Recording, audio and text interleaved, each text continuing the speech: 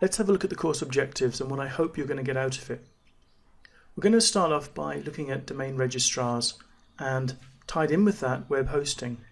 Now, most web hosts like you to choose them as the registrar, and that's the way most people do it. It's the easiest way, it's the most convenient way perhaps. But I want to recommend that you use a separate registrar and web host, and I'll explain why, and I'll even show you how to do it. I'll recommend a host and a registrar if you're looking for one, and I'll show you how to hook them up together so they work together so you can install your domain on the web host but keep it safely in the hands of a separate registrar. If you've already got web hosting and you've chosen to use them as your registrar for a domain that you currently own, then I would suggest you move that domain to a third-party registrar, and I'll show you how to do that. We'll then go on to look at installation of WordPress, and that's the main part of this course. And we'll look at two automatic ways to install WordPress that most web hosts have, at least one or other. These are called Quick Install and Softaculous, and I'll explain to you why Softaculous is the better option if it's available to you. Some web hosts don't have any automatic install for WordPress, although they are few and far between now. And in that case you might have to manually install WordPress using FTP. But don't worry, I'll show you how to do that as well.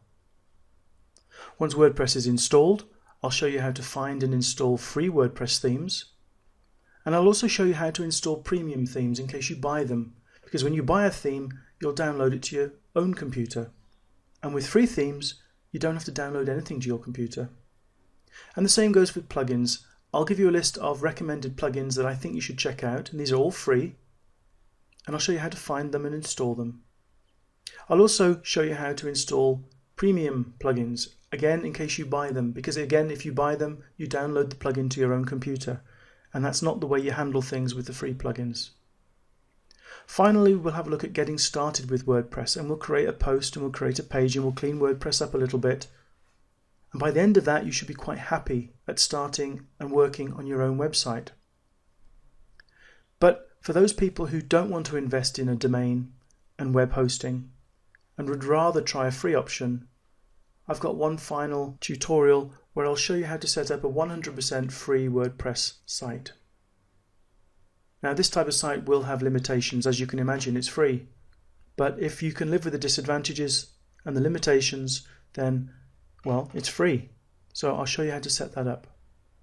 So by the end of this course, what I'm hoping you'll get is enough information to feel comfortable and happy to go away and install WordPress on any host of your choice using a third-party registrar.